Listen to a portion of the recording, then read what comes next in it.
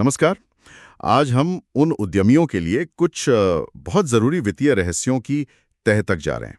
हाँ, जो लोग अपने बिजनेस की मतलब नंबरों की दुनिया को बेहतर समझना चाहते हैं, उनके लिए ये चर्चा काफी काम की हो सकती है। बिल्कुल।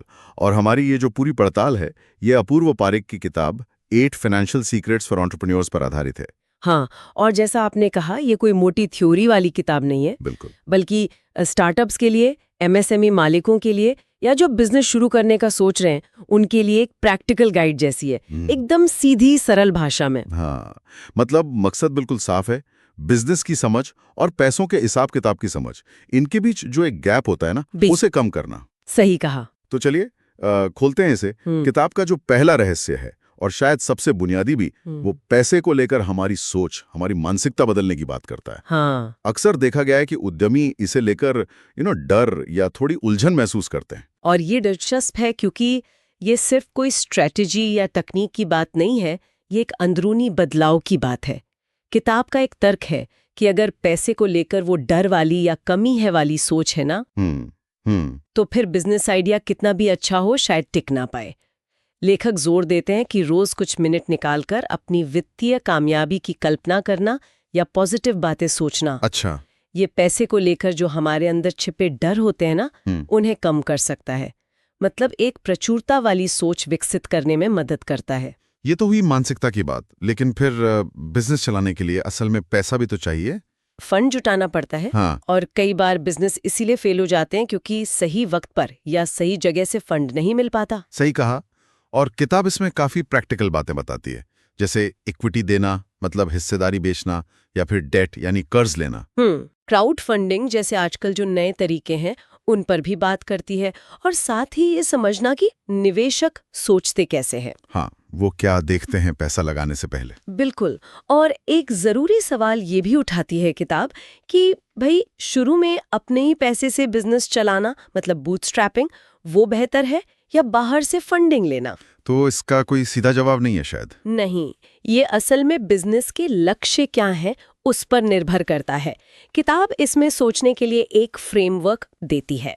अच्छा, अब आते हैं उस चीज पर जो कई लोगों को थोड़ी डरावनी लगती है, financial statements, profit and loss, balance sheet, cash flow report. हाँ, ये शब्द सुनते ही कई लोग घबरा जाते हैं। भाई, तो किताब कहती है इन्हें समझना बहुत जरूरी है, भले ही आप कोई अकाउंटिंग के एक्सपर्ट ना हो। ऐसा क्यों? देखिए, जरूरी इसलिए है क्योंकि यहीं पर अक्सर उद्यमी धोखा खा जाते हैं, खासकर मुनाफे और कैश के बीच का जो फर्क है ना। अच्छा, हाँ। उसमें जैसे प्रॉफिट एंड लॉस या P&L, वो दिखाता है कि एक खास टाइम पीरियड में बिजनेस ने कितना कमाया, कितना खर्च किया, मतलब नेट फायदा हुआ या नुकसान। ठीक है। बैलेंस शीट एक तरह से बिजनेस की उस वक्त की तस्वीर है, क्या संपत्ति है, क्या देनदारी है। और कैश फ्लो स्टेटमेंट ये बताता है कि असल में कितना पैसा बिजनेस के अंदर आया और कितना बाहर गया, मतलब असली रोकड़ा। हाँ, बिल्कुल।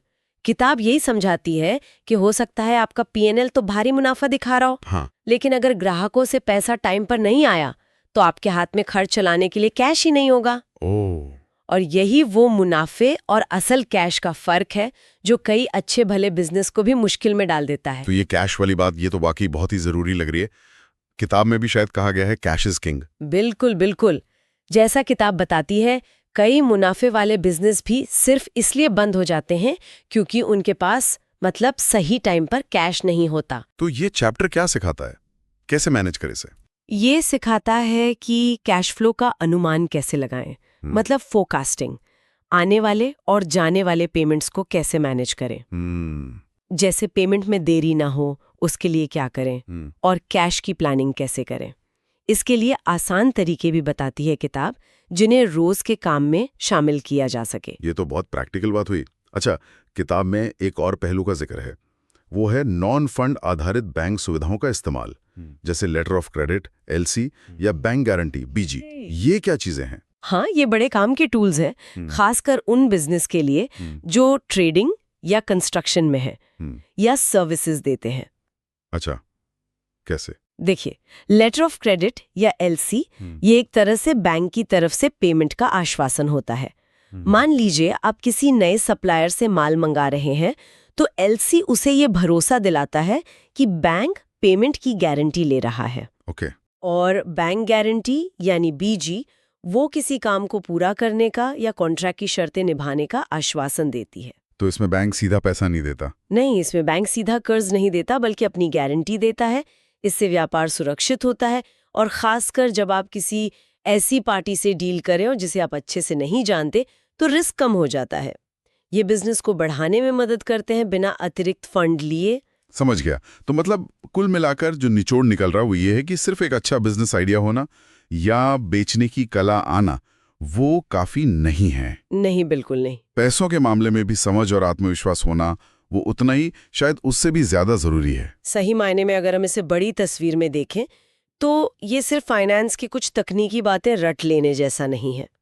ये है अपने बिजनेस की वित्तीय सेहत पर, उसकी नब्ज पर पकड़ बनाना, एक साफ नजरिया रखना कि पैसा कहाँ से आ रहा है, कहाँ जा रहा है, क्यों जा रहा है। और इस समझ से होता क्या है? इसी समझ से तो आप रोजमर्रा के छोटे बड़े फैसले बेहतर ढंग से ले पाते हैं, चाहे वो नया स्टॉक खरीदने का फैसला हो या किसी बड़े खर्चे का या फिर लोन लेने न लेने का। आपको पता होता है कि आप क्या कर रहे हैं और क्यों। बिल्कुल सही। तो चलिए इस चर्चा के अंत में श्रोताओं के लिए सोचने के लिए एक बात छोड़ जाते हैं। हाँ, जरूर।